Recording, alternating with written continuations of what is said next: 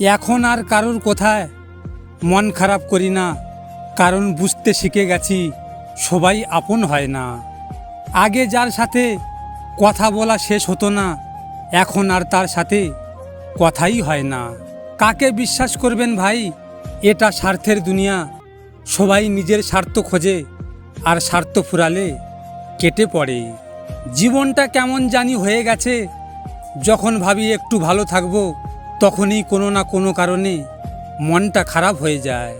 আমি দেখতে যতটা খারাপ, তার থেকে বেশি আমার ভাগ্যটা খারাপ। দুটো জিনিস আমি মেনে চলি, এক, যেটা অন্য কারোর সেটা আমি চাই না। দুই, যেটা আমার সেটা অন্য কারো হাতে দেই না।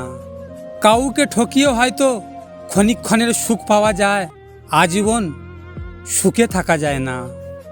আপন তো অনেকেই ছিল, সময়ের ব্যবধানে, পরিস্থিতির কারণে অনেকেই আমাকে ভুলে গেছে।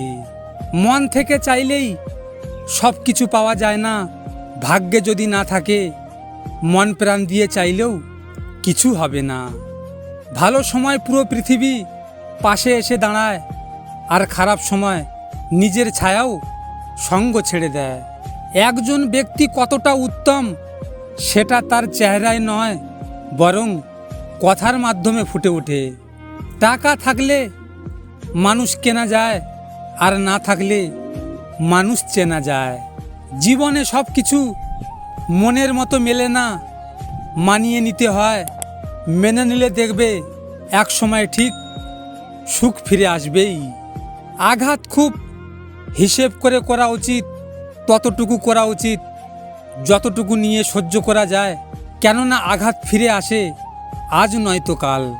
কেউ ব্যস্ত নয়, যার তোমাকে যতটা প্রয়োজন সে তোমাকে ততটাই গুরুত্ব দেবে। আমি বোকা ছিলাম না, আমি বিশ্বাস করেছিলাম। বন্ধুত্ব যতই গভীর হোক না কেন, নিজের জীবনের ব্যক্তিগত কথা কাউকে খুলে বলবেন না। মনে রাখবেন, এই জগতে বিশ্বাসের দাম কেউ দেয় না।